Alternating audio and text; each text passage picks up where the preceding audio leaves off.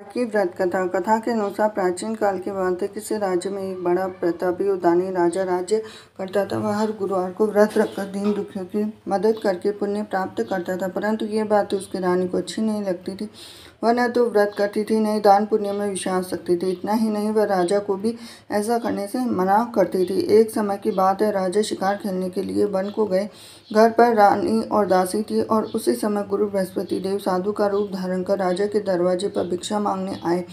साधु ने जब रानी से भिक्षा मांगी तो वह कहने लगी कि हे साधु महाराज, मैं इस दान पुण्य से तंग आ गई हूँ और आप कोई ऐसा उपाय बताएं जिससे कि सारा धन नष्ट हो जाए और मैं भी आराम से रह सकूं। इतना सुनकर बृहस्पति देव ने कहा कि हे देवी, तुम बड़ी विचित्र और संतान और दुख से कोई दुखी होता है। अगर अधिक धन है तो शुभ कार्यों में लगाओ, कुंवारी कन्याओं का विवाह कराओ, विद्यालय और बाग बगीचे का निर्माण कराओ, जिससे तुम्हारे दोनों लोग सुधरेंगे। परंतु साधु की इन बातों से रानी को खुशी नहीं हुई।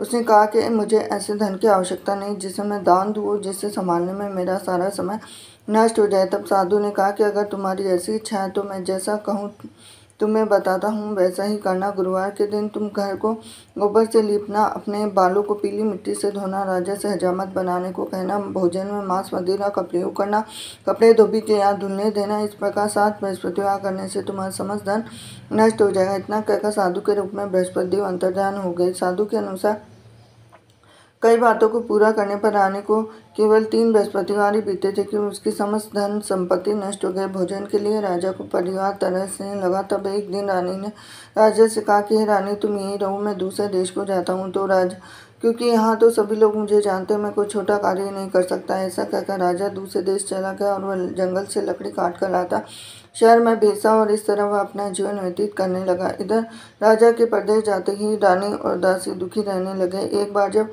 रानी और दासी को 7 दिन तक बिना भोजन के रहना पड़ा तो रानी ने अपनी दासी से कहा कि दासी, पास ही में मेरी बहन रहती है, वह बड़ी धनवान है, तो उसके पास जाओ, कुछ ले आ ताकि थोड़ी बहुत गुजर बसर हो सके। दासी रानी की बहन के पास गई। उस दिन गुरुवार था। रानी की बहन उस समय बृहस्पतिवार व्रत की कथा सुन रही थी। दासी ने रानी की बहन को अपनी रानी का संदेश दिया, लेकिन रानी की बड़ी बहन ने कोई उत्तर नहीं दिया। जब दासी को रानी की बहन से कोई उत्तर नहीं मिला तो वह दुखी हुई और उससे क्रोध भी आया। दासी ने वापस आकर रानी को सारी बात बता दी। है सुनकर रानी ने अपने भाग्य को कोसा। उधर रानी की बहन ने सोचा कि मेरी बहन की दासी आई थी, परंतु मैं उससे नहीं बोली। इससे वह बहुत दुखी हुई और कथा सुनकर पूजा समाप्त करके वह अपनी बहन के घर आई और कहने लगी कि हे बहन, मैं बृहस्पतिवार का व्रत कर रही थी।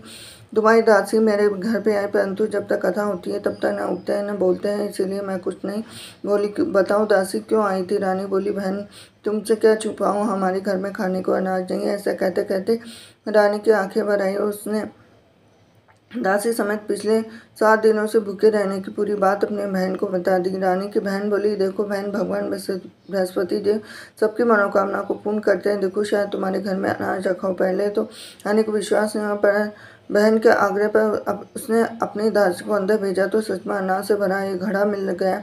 और ये देखकर दासी को बड़ी हैरान दासी से कहने लगी कि हे दासी, जब हमको भोजन नहीं मिलता तो हम व्रत ही कर लेते, क्यों नहीं इससे व्रत और कथा की विधि पूछ ली जाए ताकि हम भी व्रत कर सकें। रानी ने अपनी बहन से बृहस्पतिवार व्रत के बारे में पूछा। अपनी बहन से बताया कि बृहस्पतिवार के व्रत में चने की दाल, मुनक्का, केले की जड़ में अर्पित करें, दीपल जलाएं, व्रत कथा सुने, पीला भोजन ही करें। इस सब बृहस्पति देव भगवान विष्णु प्रसन्न होते हुए तो पूजा की विधि बताकर रानी की बहन अपने घर को लौट आई। 7 दिन के बाद जब गुरुवार आया तो रानी और दासी ने व्रत वह घुड़सवार में जाकर चना और गुड़ लेकर आई। फिर उसे केले की तथा विष्णु भगवान की पूजा की। तब पीला भोजन की चिंता को लेकर दोनों बहुत दुखी हुई। चूंकि उन्होंने व्रत रखा था इसलिए बृहस्पति देव उनसे प्रसन्न थे। एक साधारण व्यक्ति का रूप धारण कर 2 थालों में पीला भोजन दासी को दे गए। भोजन पाकर दासी प्रसन्न हुई और रानी के साथ मिलकर भोजन ग्रहण किया। उसके बाद वह सभी गुरुवार को व्रत पूजा करने लगे। बृहस्पति देव की कृपा से उनके पास फिर से धन संपत्ति आ गई, परंतु रानी फिर से पहले की तरह आलस्य करने लगी। उदासी बोली, देखो रानी, तुम पहले भी इस तरह आलस्य करती थी, तुम्हें धन रखने में कष्ट होता था, इस कारण सभी धन नष्ट हो गया। जब बृहस्पति देव की कृपा से धन मिला है तो तुम्हें फिर क्यों आलस्य होने लगा? रानी को समझाती उदासी बोली, बड़ी मुसीबतों के पास हमें यह धन मिला है तो हमें दान पुण्य करना चाहिए, भूखों को भोजन कराना चाहिए, धन को शुभ कार्यों में खर्च करना चाहिए। इससे तुम्हारे कुल का यश बढ़ेगा और स्वर्ग की प्राप्ति होगी। पितृ और प्रसन्न होंगे। दासी की बात मानकर रानी अपना शुभ धन खर्चों में लगाने, इससे पूरे नगर में यश बढ़ने लगा। बृहस्पतिवार व्रत कथा के बाद श्रद्धा के साथ आरती करनी चाहिए। इसके बाद प्रसाद ग्रहण करके उसे ग्रहण करना चाहिए। हरे कृष्णा।